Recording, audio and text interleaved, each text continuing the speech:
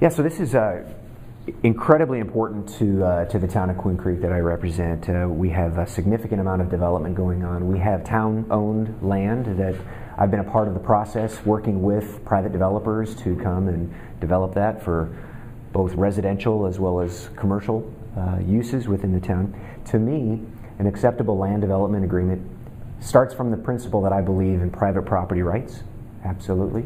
I believe that the developers want to bring product, whether again it's residential, commercial, retail, hopefully industrial one day. They want to bring a development for business benefit for them, but it has great ramifications to the residents and to the town of Queen Creek as well. So in a land development agreement, I want to see something that starts from a point of principle that the developers are coming, they're trying to have a good business venture, that's why they're coming. On the town side, I want to see something that fits within the long-term strategic vision of what we do for Queen Creek. So one of the things I'm really proud about is we have an outstanding general plan that is voter approved, that we constantly look at and refine and go back to the voters on, that designates land use densities and sort of the long-term build-out conditions for our community. So when I do see a development agreement come in, I want to see how that fits within that plan.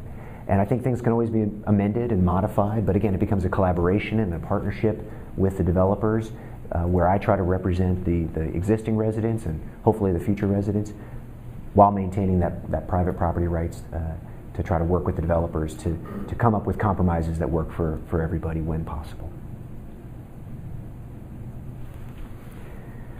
My stance on public, I'm sorry, can I just second part? Go ahead. So, this is something kind of new for the town of Queen Creek, but it's actually something I'm really excited about. So we have, again, as I mentioned, several town-owned parcels, primarily within the town center area. We have a fairly large town center area that was something that, again, as the chairman before I was on the council, I actually helped put that in place. But we did that strategically because we saw such great potential for the development for both retail, commercial, employment uses, destinations and services for our residents. So we have land that's owned by the town, which is an extension of the people, but we want to see private developers come in. So to me, what I've been really excited about is being a part of the RFP process that we've put out on a number of different parcels.